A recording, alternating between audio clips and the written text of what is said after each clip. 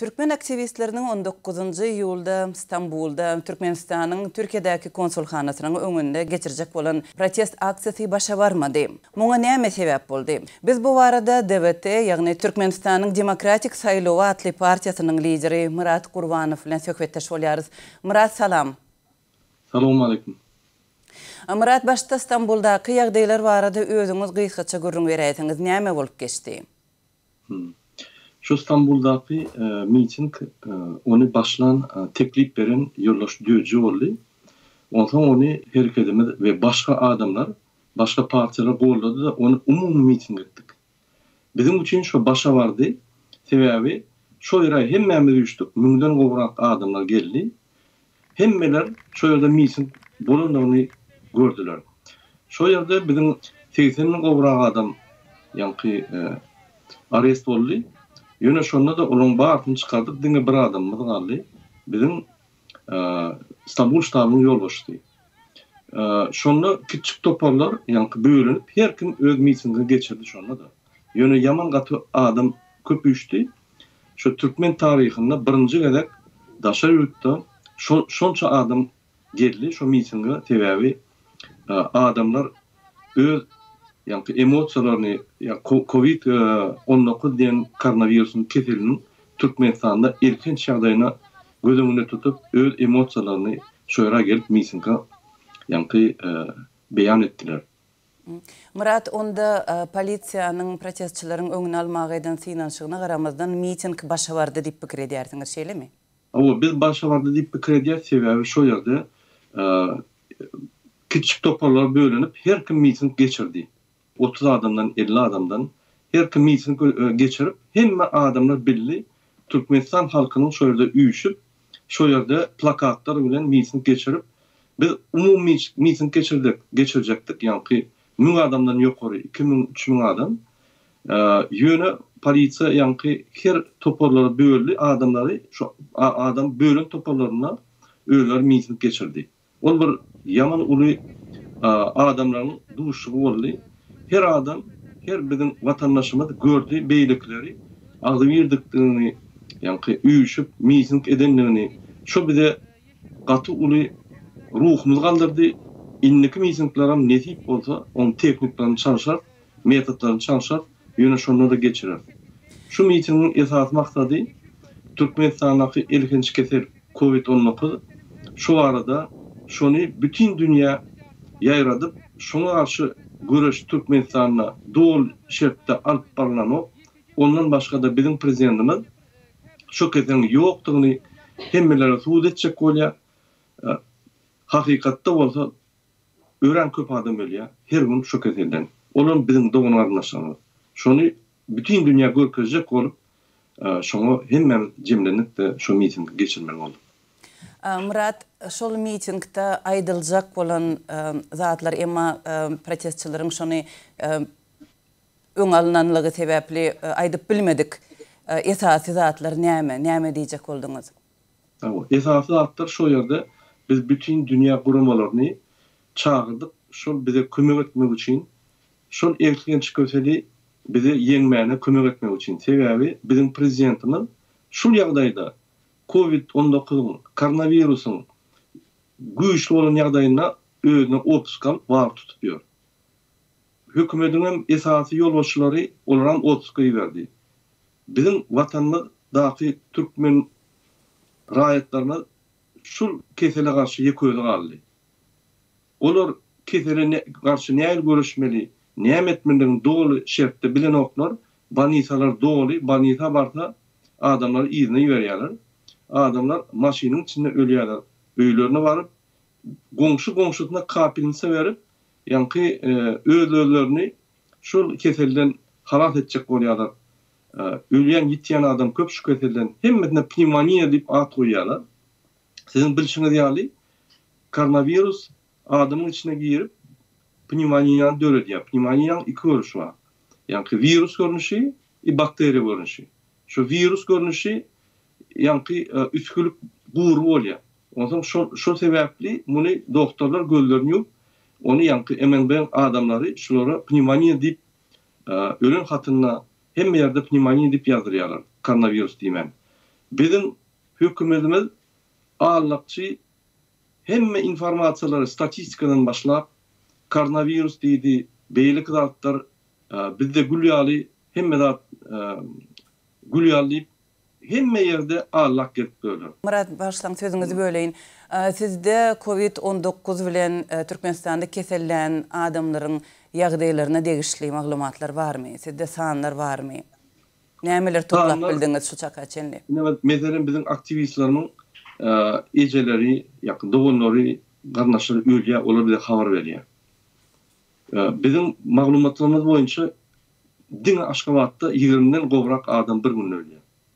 Ol Türkmenistan küçük şehir Aşgabat, o yerde ofitsialna 1.500.000 adam yaşıyor, yani hakikaten katı ise 500.000 adam yaşıyor. Yani köp adam gitti.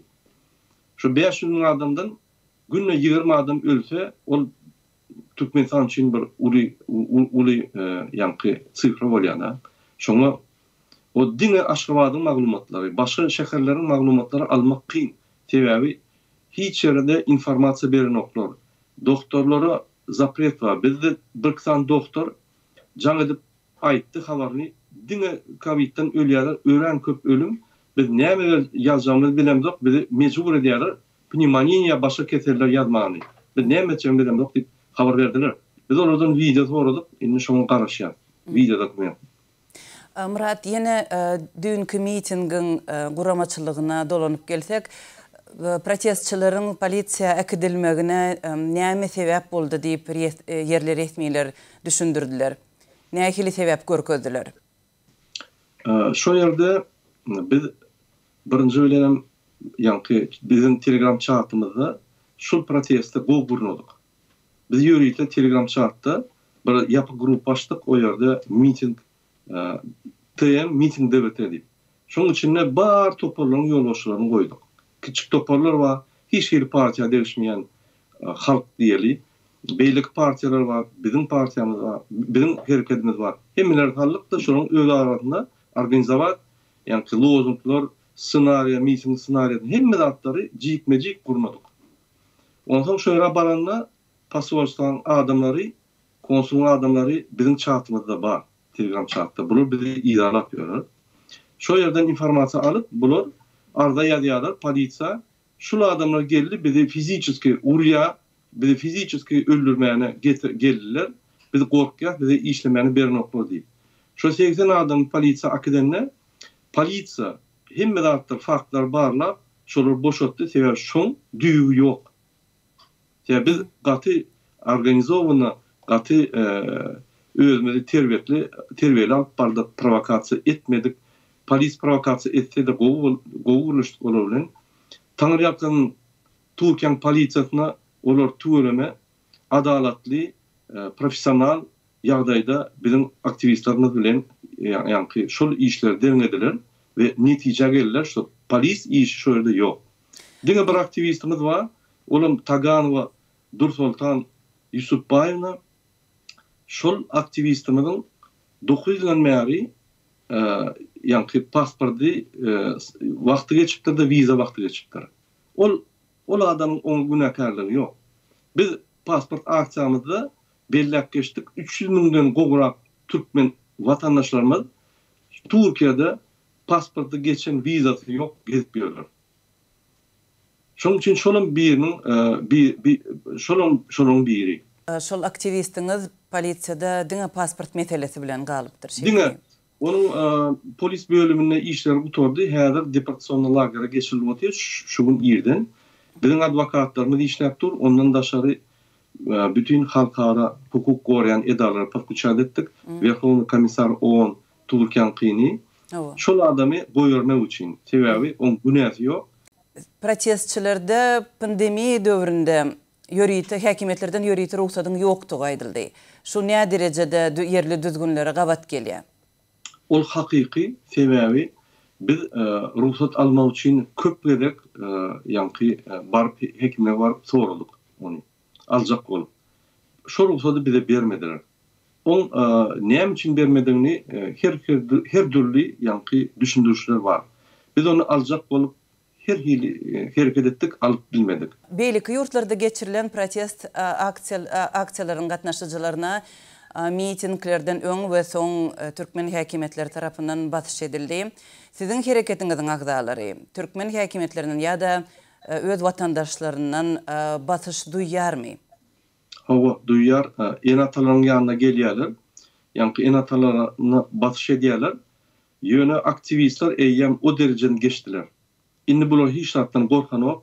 Göni aýdýa enatalaryna şol ýagdaý, şunu şeýle durulmadyk, başga alaçy ýok. Enatalaryň şoňa düşünüp, şolara ruhsat berýär. Hemen be şonu görüp, enatalaryň dawleny eden ok. Biz o zatlary kontrol edýär. Eger bir enatany ýa birini Türkmenistanyň içinden elleseler ýa bir zat etse, bizim şoň danlylar bolsa, biz hökman suratda hukuk gorayan edaralar bilen bütün dünya şu zatlar goşulur. Şu kaçelli dawleny boldy, ýöne şonda da ol erwet gutulmady. Türkmen aktivistleriniň ýurduň içindäki ýakynlaryna, husarlaryna edilýän basyşlara degişli takyk maglumatlar barmy sizde? Maglumatlar bar, ýöne intek şu maglumatlar aktivistin özü ruhsat bermedi, biz berbilemiz ok. Sebäp şu ýagdaýda biz her ýerde sorýar, bize gün çykýarlar. Şunu biz geçirip bilýärmi? Ýok. Geçirip bilýämiz diýse, biz onu göni pravozащитный organizasiýa geçirýär. Olur häzir şul bizim aktivistimiň arrest bolşuna başga zatlaram goşup umumy halatda batyş edýärler. Hem Türkmenistany hem Türkiýe döwletini. Murat Gurbanow, gepleşigimizde gatnaşanlygyňyz üçin köp sag bolyň. Taňa ýakyn. Sag bolun sizde.